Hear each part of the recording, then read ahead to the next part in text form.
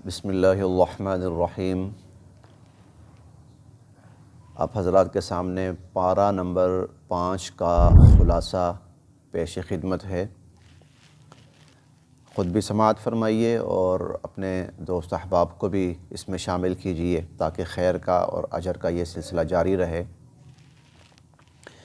5ویں پارے میں اللہ رب العزت نے جو مضامین بیان فرمائے ہیں ان میں سے ایک مضمون ہے نکاح سے متعلق،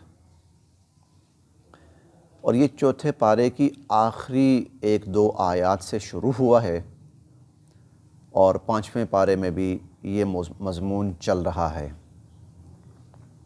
اللہ تعالیٰ نے محرمات نکاح بیان فرمائے ہیں۔ محرمات نکاح کا مطلب یہ ہے کہ وہ خواتین، وہ عورتیں جن سے نکاح کرنا حرام ہے، مرد کے لیے، مرد کا جن سے نکاح نہیں ہو سکتا اور مرد کے لیے جن سے نکاح کرنا حرام ہے۔ وہ جو رشتے ہیں وہ 3 طرح کے ہیں۔ ایک نسبی رشتے ہیں۔ نسبی رشتوں سے مراد جسے ہم خون کا رشتہ بھی کہتے ہیں، بلڈ ریلیشن، یعنی ماں ہے، بہنیں ہیں، بیٹیاں ہیں، پھپھی ہے، خالہ ہے، بھتیجیاں ہیں، بھانجیاں ہیں، پوتیاں ہیں، نواسیاں ہیں۔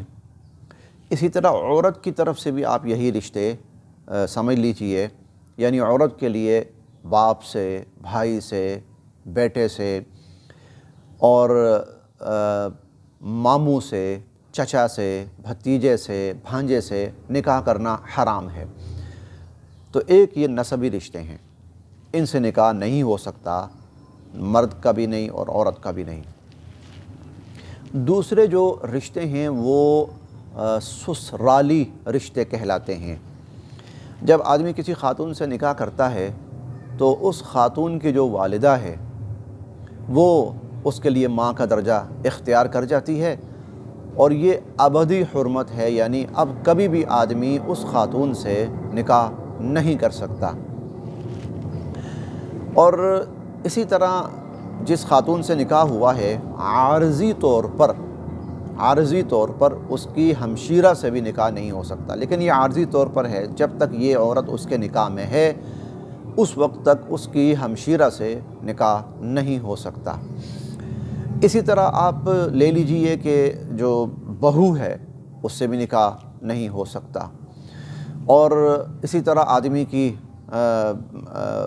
ساس ہے اس سے بھی نکاح نہیں ہو سکتا۔ اب یہی رشتے آپ عورت کی طرف سے بھی لے لیجئے کہ جس خاتون نے کسی مرد سے نکاح کیا ہے تو اس مرد کا والد اس کے لیے باپ کی جگہ پر ہے، نکاح نہیں ہو سکتا۔ اور اسی طرح جو داماد ہے، خاتون کا داماد ہے، اس سے بھی نکاح نہیں ہو سکتا۔ یہ ہیں سسرالی رشتے، ان سے بھی نکاح نہیں ہو سکتا۔ تیسرا جو رشتہ ہے وہ رضاعی رشتہ ہے، یعنی اگر کسی شخص نے جو دودھ پینے کی مدت رضاعت ہوتی ہے، بچہ پیدا ہوتا ہے تو پیدا ہونے کے بعد 2 سال تک یہ اس کی مدت رضاعت ہے، دودھ پینے کی مدت ہے۔ اس مدت کے اندر اگر بچے نے کسی ماں کے علاوہ کسی اور خاتون کا دودھ پیا تو وہ خاتون اب اس کے لیے رضاعی والدہ بن گئی۔ اب یہ جو رضاعی والدہ ہے، دودھ پلانے والی ماں جو ہے، یہ ماں کے درجے میں آ گئی۔ اس کی جو بیٹیاں ہیں یہ اس بچے کی بہنیں بن گئیں، اور اس خاتون کی جو بہنیں ہیں وہ اس بچے کی خالہ بن گئیں۔ یہ سارے رشتے جو ہیں یہ رضاعی رشتے کہلاتے ہیں، بلکہ یوں سمجھ لیجئے کہ نسبی طور پر تمام وہ رشتے جو حرام ہیں، جیسے خالہ ہے، جیسے پھپھی ہے، جیسے بھتیجے بھانجیاں، رضاعی طور پر بھی وہ تمام رشتے حرام ہیں۔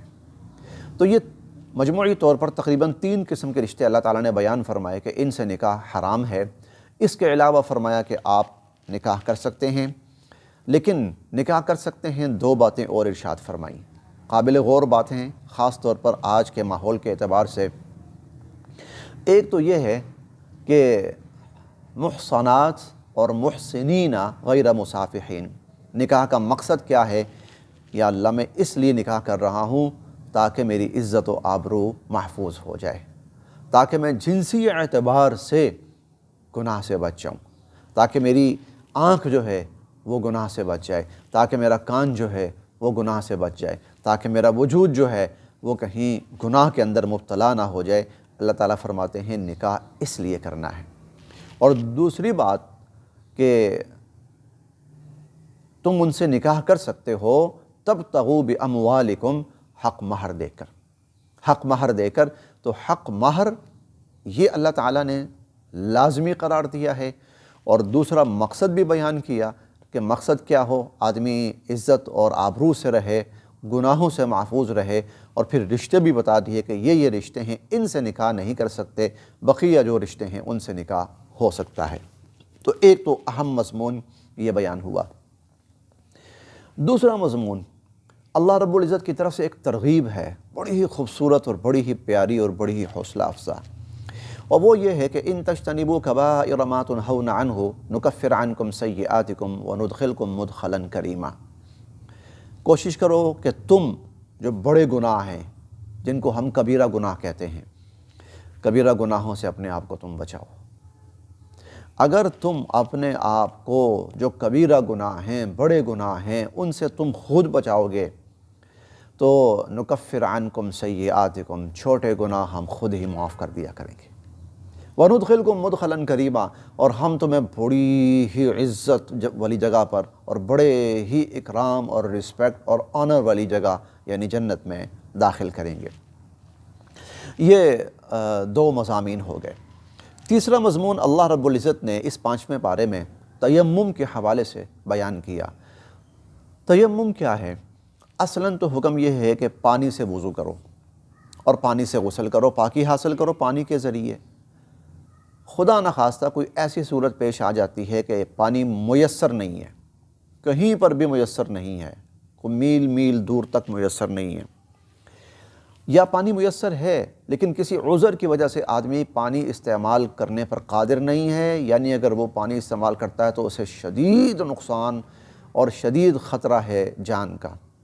ایسی صورت میں اللہ رب العزت نے تیمم کا طریقہ عنایت فرمایا ہے۔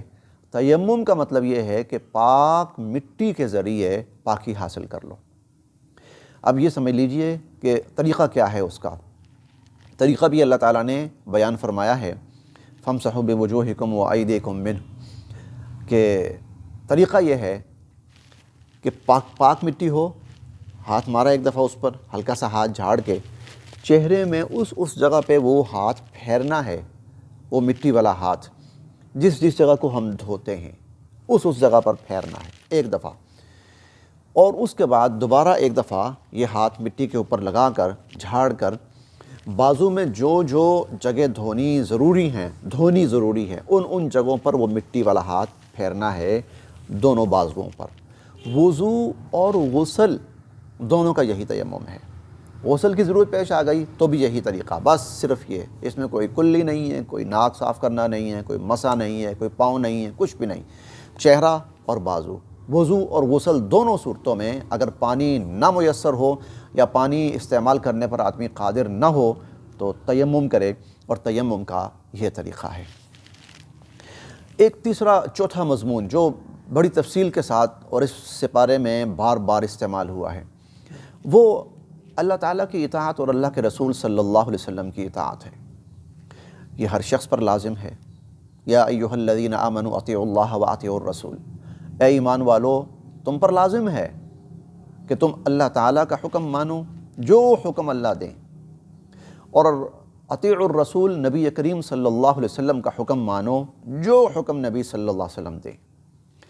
ان دو کی جو اطاعت ہے، اللہ اور اللہ کے رسول صلی اللہ علیہ وسلم کی جو اطاعت ہے، وہ غیر مشروط اطاعت ہے، یعنی یہ جو حکم دیں وہ ماننا ہے۔ اس میں یہ نہیں ہے کہ یہ حکم چونکہ زمانے کے مطابق نہیں ہے یا رواج کے مطابق نہیں ہے یا معاشرے کے مطابق نہیں ہے، نہیں جی یہ تو ہم نہیں مان سکتے، یہ غیر مشروط اطاعت ہے۔ بلکہ اس میں اللہ تعالیٰ یہ بھی فرماتے ہیں اسی پارے میں وَمَن يُطِعِ الرَّسُولَ فَقَدْ أَطَاعَ اللَّهَ کہ جس نے نبی صلی اللہ علیہ وسلم کی اطاعت کی تو اس نے اللہ ہی کی اطاعت کی. یعنی حضور علیہ السلام کی اطاعت بھی غیر مشروط ہے. جو حکم حضور علیہ السلام دیں وہ یوں سمجھیں کہ وہ اللہ کا حکم ہے، وہ یوں سمجھنا چاہیے. اللہ تعالیٰ فرماتے ہیں جس نے حضور علیہ السلام کی اطاعت کی مَن يُطِعِ الرَّسُولَ فَقَدْ أَطَاعَ اللَّهَ، اس نے اللہ تعالیٰ کی اطاعت کی ہے. پھر اسی بات کو اللہ تعالیٰ نے یوں بھی بیان فرمایا، اور یہ بات تو بہت قابل توجہ ہے، اور وہ یہ کہ وَمَن يُطِعِ اللَّهَ وَالرَّسُولَ فَأُولَٰئِكَ مَعَ الَّذِينَ أَنْعَمَ اللَّهُ عَلَيْهِم مِّنَ النَّبِيِّينَ وَالصِّدِّيقِينَ وَالشُّهَدَاءِ وَالصَّالِحِينَ. جو آدمی زندگی گزارے اس طرح گزارے کہ اس نے اللہ کی اطاعت کی ہے اور اللہ کے رسول صلی اللہ علیہ وسلم کی اطاعت کی ہے، تو قیامت والے دن اللہ اس کو ان لوگوں کے ساتھ جمع فرمائیں گے جن پر اللہ رب العزت نے انعام فرمایا. اور جن پر انعام فرمایا وہ کون ہیں؟ انبیاء علیہم السلام، صدیقین، شہداء اور صالحین، نیک لوگ. اللہ تعالیٰ قیامت کے دن اس کو ان لوگوں کے ساتھ جمع فرمائیں گے جو اللہ تعالیٰ کی اطاعت کرے گا اور اللہ کے رسول صلی اللہ علیہ وسلم کی اطاعت کرے گا. اندازہ لگائی کتنا بڑا انعام اور اعزاز ہوگا کہ 1.25 لاکھ انبیاء علیہم السلام کا ساتھ نصیب ہوگا، اور ان کا ساتھ میسر ہوگا، اور ان کی ملاقات میسر ہوگی، اور ان کی محفلوں میں بیٹھنا نصیب ہوگا، اور نبی کریم صلی اللہ علیہ وسلم کی صحبت اور آپ کی محفل کے اندر بیٹھنا نصیب ہوگا. کتنی بڑی سعادت کی بات ہے. لیکن دنیا میں اللہ کی اطاعت کرو اور اللہ کے رسول صلی اللہ علیہ وسلم کی اطاعت کرو. پھر اس پارے کا یہ کہا جا سکتا ہے کہ سب سے اہم مضمون، اس پارے کا یہ کہا جا سکتا ہے کہ سب سے اہم مضمون، اور وہ کیا ہے؟ اللہ رب العزت نے کسی انسان، بے گناہ انسان کے قتل کو ناپسند کیا ہے اور اس کی اجازت ہی نہیں دی اور اس کو حرام قرار دیا ہے. قُلْ تَعَالَوْا وَاتْلُوا مَا حَرَّمَ رَبُّكُمْ عَلَيْكُمْ أَلَّا تُشْرِكُوا بِهِ شَيْئًا وَبِالْوَالِدَيْنِ إِحْسَانًا اور وَلَا تَقْتُلُوا النَّفْسَ الَّتِي حَرَّمَ اللَّهُ. کسی بھی انسان کو قتل کرنا، بے گناہ انسان ہے، کوئی قصور نہیں ہے اس کا، تو یہ اللہ تعالیٰ کے ہاں بہت بڑے جرائم میں سے ہے. اور پھر اس میں سے بھی مسلمان کو قتل کرنا، بے گناہ مسلمان ہو، قصوروار ہو تو الگ بات ہے، جیسے قاتل ہے اس کو قتل کیا جا سکتا ہے، ڈاکو ہے اسے قتل کیا جا سکتا ہے، لیکن بے گناہ ہے. جو کسی بے گناہ مسلمان کو قتل کر دے تو اللہ تعالیٰ فرماتے ہیں، یہ اللہ تعالیٰ کے الفاظ میں عرض کر رہا ہوں، وَمَن يَقْتُلْ مُؤْمِنًا مُتَعَمِّدًا، جان بوجھ کر ارادتاً کسی بے گناہ مسلمان کو قتل کر دے، فَجَزَاؤُهُ جَہَنَّم، اس کی سزا ہے جہنم، خالداً فیہا، ہمیشہ ہمیشہ اس میں رہنا ہے. وَغَضِبَ اللَّهُ عَلَيْهِ، اس شخص پر اللہ کا غضب اور غصہ ہی نازل ہوتا رہے گا. وَلَعَنَهُ، اور اس پر اللہ کی لعنت ہی برستی رہے گی. وَأَعَدَّ لَهُ عَذَابًا عَظِيمًا، اور ایسے شخص کے لیے تو اللہ نے بہت ہی بڑا عذاب تیار کر رکھا ہے. کسی ایک مسلمان کو ارادتاً قتل کرنا یہ وہ عمل ہے کہ جس پر اللہ تعالیٰ کہہ رہے ہیں کہ یہ ہمیشہ ہمیشہ جہنم میں رہے گا. اس درجے کا بڑا گناہ اور اللہ تعالیٰ کے ہاں مبغوض ترین اور ناپسندیدہ ترین عمل ہے. اس سورہ مبارکہ کے مضامین میں سے میں آخری بات اب عرض کرنی ہے. جو شخص ایمان لاتا ہے اور نیک اعمال کرتا ہے، ایمان لاتا ہے، صاحب ایمان ہے، نیک عمل کرتا ہے، وَمَن يَعْمَلْ مِنَ الصَّالِحَاتِ مِن ذَكَرٍ أَوْ أُنثىٰ، جو آدمی نیک اعمال کرتا ہے، مرد ہو یا عورت ہو، وَهُوَ مُؤْمِنٌ، صاحب ایمان ہو، تو اللہ تعالیٰ فرماتے ہیں فَأُولَٰئِكَ يَدْخُلُونَ الْجَنَّةَ، اللہ ان کو جنت میں داخل فرمائیں گے، وَلَا يُظْلَمُونَ نَقِيرًا، اللہ تعالیٰ نقیر کے برابر بھی اللہ رب العزت ان کے اجر میں کمی نہیں کریں گے اور ان کے ساتھ زیادتی نہیں کریں گے. نقیر کہتے ہیں کھجور جو ہے کھجور کی ایک تو جگہ ہوتی ہے سرے والی، اور ایک جگہ ہوتی ہے کھجور کی جو پاؤں والی ہوتی ہے، بس سمجھانے کے لیے پاؤں والی کہہ رہا ہوں۔ ایک سرے والی ہوتی ہے اور ایک پاؤں والی۔ وہ جو پاؤں والی جگہ ہوتی ہے نا، تو گٹھلی کی وجہ سے وہ جگہ تھوڑی سی باہر ابھری ہوتی ہے۔ وہ جو جگہ ابھری ہوتی ہے اس کی جو نوک ہوتی ہے وہ نقیر کہلاتا ہے۔ اللہ تعالیٰ فرماتے ہیں جو آدمی ایمان والا نیک عمل کرے گا، اللہ نقیر کے برابر بھی اس کا اجر ضائع نہیں کریں گے، اور نقیر کے برابر بھی اللہ تعالیٰ اس پر کسی قسم کی زیادتی ظلم نہیں فرمائیں گے۔ مضامین بہت ہیں، اختصار کی بنا پر یہی عرض کیا ہے۔ اللہ تعالیٰ ہم سب کے لیے عمل کی راہیں آسان